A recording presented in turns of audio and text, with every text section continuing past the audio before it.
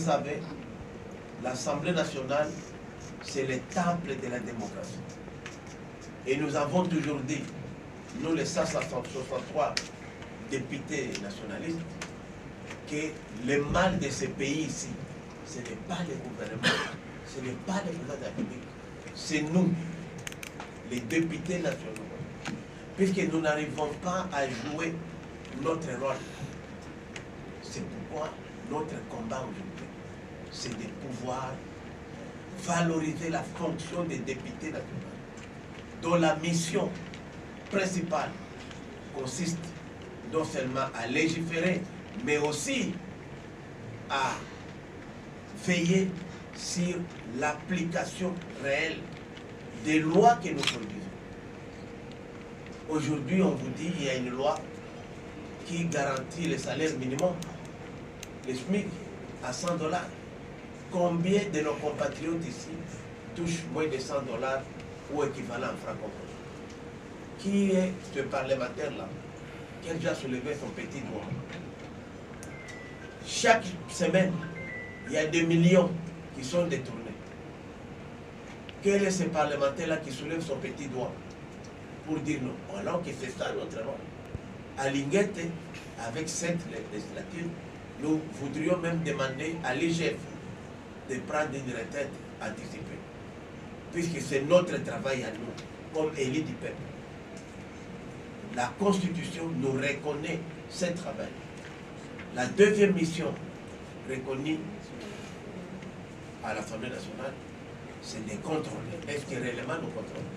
On a constaté dans les législatives, dans les législatures passées, lorsqu'il y a même une motion contre un dirigeant, les bureaux gèlent la motion.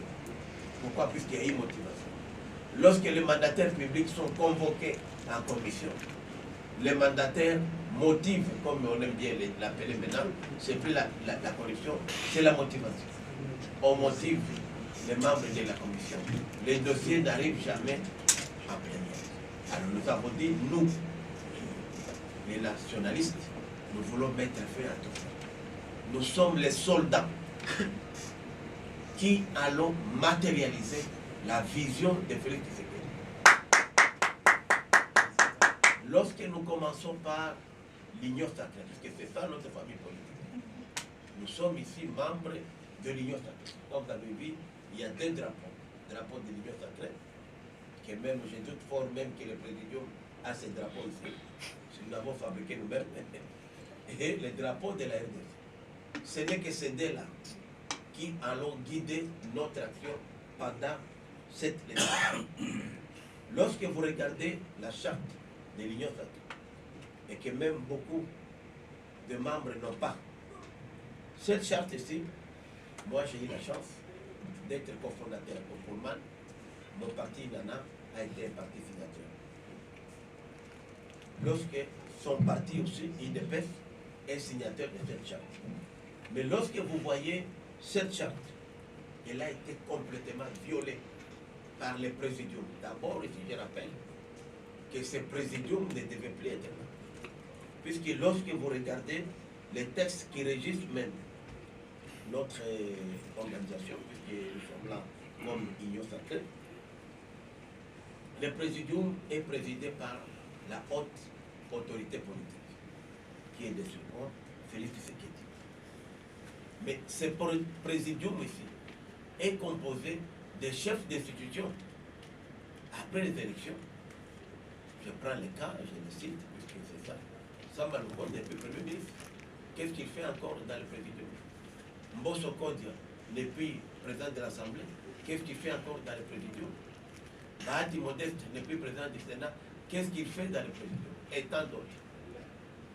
Il faudrait, puisqu'on dit les membres, les chefs d'institution, mais aussi les représentants des regroupements politiques qui ont pignon sur rue. Or, avec ces élections ici, on doit absolument restructurer le présidium de l'Union sacrée. Mais le présidium de l'Union sacrée ne peut entreprendre aucune action sans pour autant convoquer la conférence de présidents et des présidents de